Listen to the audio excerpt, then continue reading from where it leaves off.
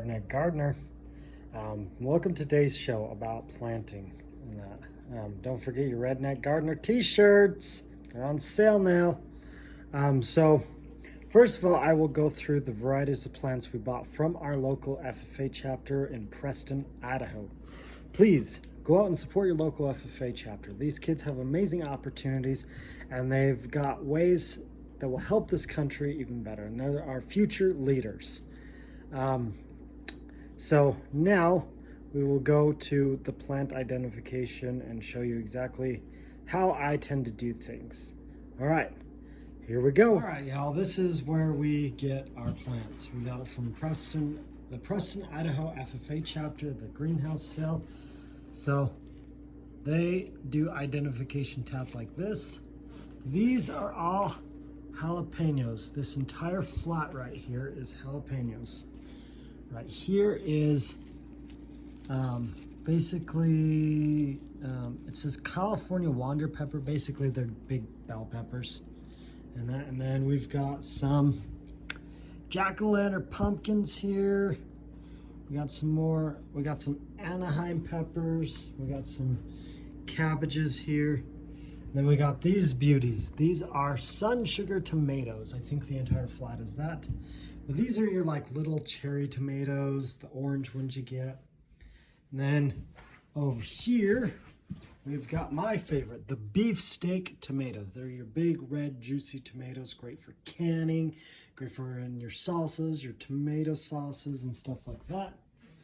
And then we've got a couple over here. I think, yep, these are straggler beefsteaks that wouldn't fit on our flats and that, but we did end up buying them from our local FFA chapter because the Redneck Gardner, love supporting the FFA. I was in the FFA at Fremont High School. I was an chapter officer 2 years in a row, and it was the best time of my life. I learned a lot, and I hope you all, the Redneck Gardner fans, go out and support your local FFA chapter. And so now we're gonna go into what I tend to do when I plant. So this is last year's plants. They died, we never brought them out, but I tend to take a 5-gallon bucket like this, fill it about that full of dirt for my tomato plants. These tomato plants actually we harvested a lot more tomatoes than we thought we would. We got them all the way up until approximately about October, I believe. And they just kept growing, tomato after tomato. But yeah, this is what I do for my tomato plants. And so I think we're gonna do, we're gonna do some peppers in that. Basically, my wife, she works at a bakery, so she got the 5-gallon buckets. Most local grocery store bakeries use 5-gallon buckets for like dough mixes and things like that, but they tend to throw them out. So I'm pretty sure if you go to your local grocery store bakery and say, hey, can I have your old 5-gallon buckets? They probably will say yes. Or you can go to your local hardware store and buy them. But we get ours for free. We got an entire stack enough to do pretty much all these plants we have. All right, we will get into the digging and putting the soil into the buckets. Well, good morning. Right. It's blue skies and a balming 38 degrees this morning. There's Ginger, my cat. Excuse the mess. We're gonna wander over here to find our buckets. These are all our 5-gallon buckets. Some are a bit smaller for smaller plants like herbs. These ones are the ones we're going to use. I think we have some more in the garage, but I'm not entirely sure. So we're going to take these round back with us. We're going to take out the plants on the deck and start filling with dirt. All right. Be back in a we got our buckets and we're headed to the backyard. Sorry, it's 38 degrees out here. It is frigid cold this May morning. That's why I'm in this hoodie now. I would have been in my Redneck Gardner t-shirt, but it's a little bit cold for that. Soon, I promise, soon we'll have Redneck Gardner hoodies. All right, we're neighbor's dog. No way. We're gonna approach the back deck, and I will show you what I do. Gotta grab our tools too out of the garage. Well, it's warming up now, but we got our plants, got our buckets. All we gotta do is You can put some rocks in the bottom if you want to help with drainage, but I don't. And that, but got our shovel right here, and we're gonna start putting dirt in the bucket. All right, here we go. Well, y'all, this was a freshly dug. I just freshly dug this. Sorry, we had a camera malfunction, so I couldn't actually show you what I was doing, but you get the gist. And so you want about that much in there. We probably could do another scoop, but that's gonna be good enough. I'll give enough room in this bucket because it's a really tall bucket to grow the roots, establish a good root system. So now we're gonna grab one of the tomatoes and I'm gonna place it in the bucket. I'll show you how we do that. All right, let's grab one of these little itty bitty tomatoes. It's gonna be a minute. All right, hold on.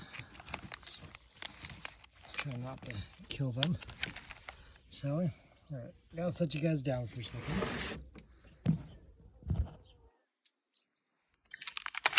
There we go. There we go. All right, we got these ones. They're nice, tall, and ready to go. There's one somewhere that had a flower already, so we'll want to get that one. I think it's inside, but the one with the flowers you want in immediately, because that means they're about to produce some really nice tomatoes. So it's 1 tomato per bucket. Okay, so I will show you how to do that here. And here we go, y'all. First, you want to make your hole deep enough to cover most of the roots. Then you'll grab your thing. You gently want to pull it out.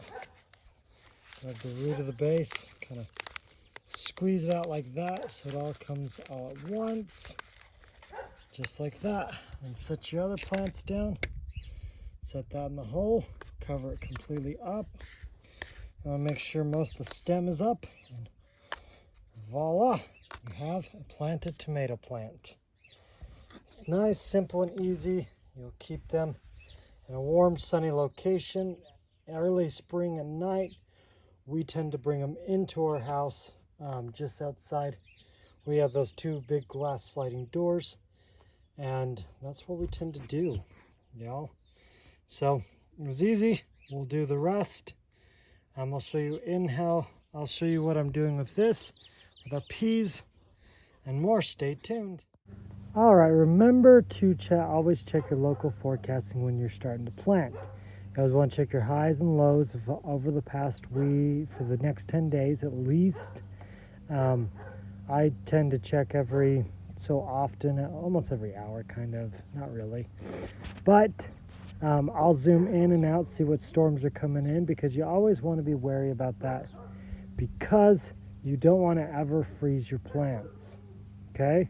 I use KSL, whatever state you are in, use your local. I know it ain't the prettiest thing, but hey, it'll do. So what you do with these cow panels now, you got them all secure. I'll just do, for now, the one in there. Is you'll want to plant the peas intermittently about 2 inches apart on both sides and let them weave up in this cow panel, and they'll grow just nice. And that, so we're gonna do that here in a second. So for this, we'll need this little trowel, or some people call a spade, and we're gonna dig right about here.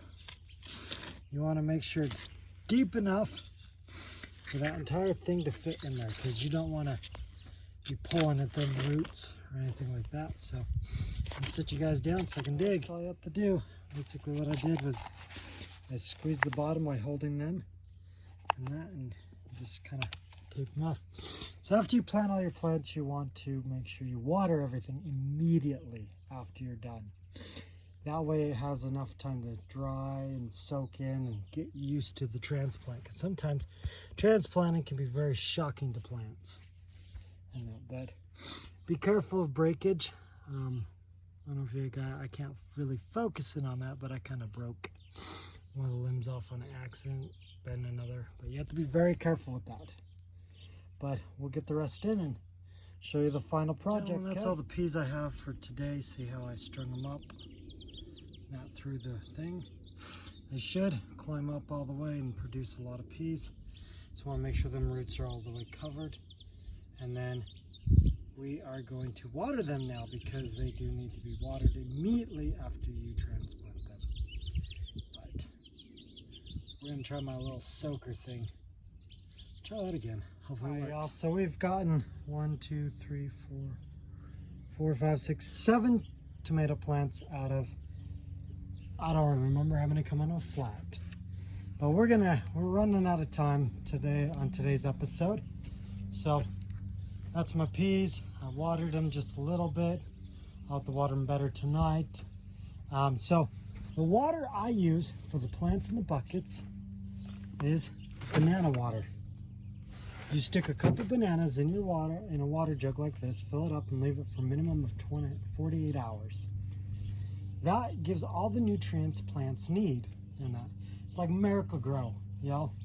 It's organic and you don't have to, you reuse it. You can reuse the banana peels about 2 to 3 times afterwards. So, thank you very much. Well, I'm your host, the Redneck Gardner. This is a wrap on planting with the Redneck Gardner. Thank you for tuning in. Remember, the Redneck Gardner t-shirts are on sale right now. You can go to my Facebook page, the Redneck Gardner, or my Instagram, and or not my Instagram, but my Facebook page, and you can message me over there.